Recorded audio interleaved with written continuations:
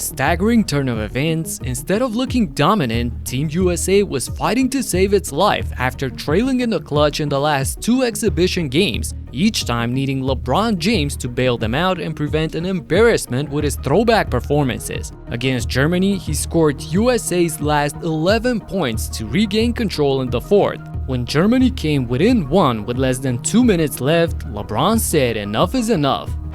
Davis, LeBron James open for three! Talk about the moment, putting this team on his shoulders.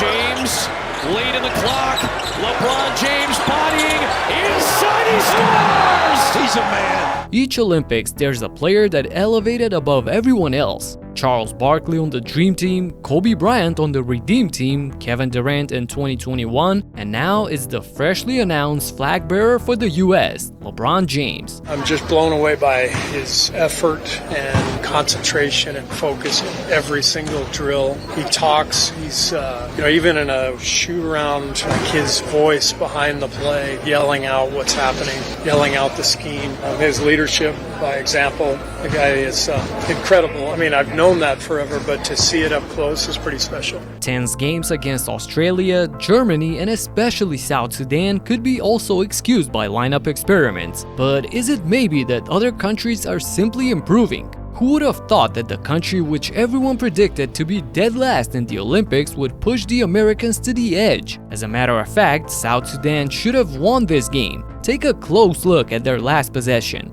Jones on the drive for the lead.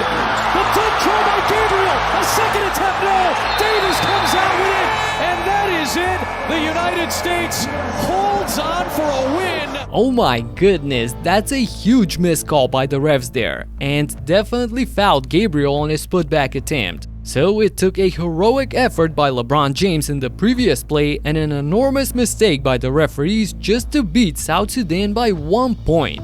Wow. Wenyan couldn't do anything but laughed afterwards as he told the world exactly what this game meant to him and his country. Obviously, we wanted to win. We played really well today. I'm really proud of my teammates trying to put respect on our name. We don't have any indoor basketball courts in our country. We're a bunch of refugees that came together for a few weeks out of the year that over here trying our best, playing against some of the best players ever. This is much bigger than basketball for us. LeBron tried to turn all of this into a positive by saying that it's actually good that they played a lot of close games. Great job to close out the preliminary games. We saw some adversity. Good. We've been down two games in a row, and that's going to be good for us. Like KD just said, the real begins now. But this could cast some doubt for this team, despite the overwhelming talent. Thing is, everybody compares every USA team to the original '92 Dream Team, but one thing that nobody realizes is that the Dream Team faced just 9 NBA players throughout their run, and today's US roster will go against 38 players playing for their respective countries. The rest of the world did pick up, and things are getting a bit more difficult. The drive, the block by Schroeder. Three could tie it. It hopes the man to do it. Schroeder drives. Lob on top for Tice. It's a 1-point game. And how about the look away, too? Regardless, these are 12 superstars, but it's interesting how when push comes to shove, you can clearly see the hierarchy and who is the real top dog on this team. Either LeBron is taking matters into his own hands, or they run plays for Steph to come out of screens for the three-point shot. These two, alongside Anthony Edwards, should be the three main offensive weapons, at least till KD steps back on the floor. His teammate Devin Booker started in 3 games and played over 20 minutes per game, but hasn't made some meaningful contribution, putting up 7 points per contest on 44% from the field. And talking about players who haven't made any contributions to the team, we got Tyrese Halliburton and the reigning champ Jason Tatum. Indiana star remained on the bench against Germany and saw the fewest minutes out of all the players during this 5-game span. As for Tatum, it felt like FIBA courts and rules don't really suit him well. He looked disoriented at times and pretty stagnant on offense, committing 2.2 turnovers per 17 minutes of action. However, on the defensive end, USA's got real anchors in Anthony Davis and Bam Adebayo, who really stepped up from the bench, making the life of opposing players miserable. Low drives past Davis, rejected by Adebayo. Swim it. The channel.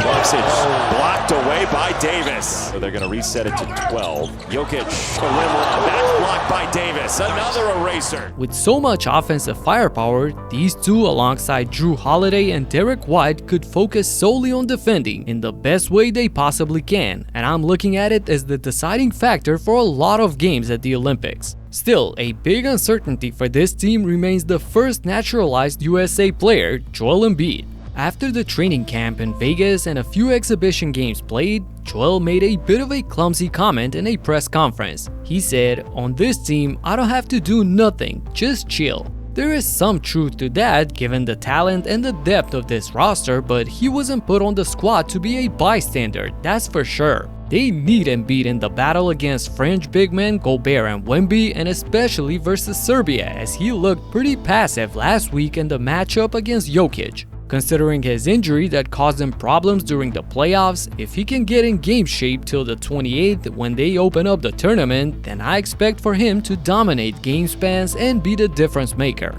The truth will be revealed soon in Paris against some quality international teams that played together for years, while Team USA, despite an obvious richness in talent, is a startup process. The plan is to flex that talent to overwhelm other countries, no matter how long they've been together as a unit. But these Olympics are stacked, and I expect it to be a bloodbath, similar to the one that's going to take place in the Western Conference. In an unprecedented situation, we got 13 teams fighting for a playoff spot, and I broke everything down right here in this video, so you gotta check it out. Talk to you in the next one, peace out.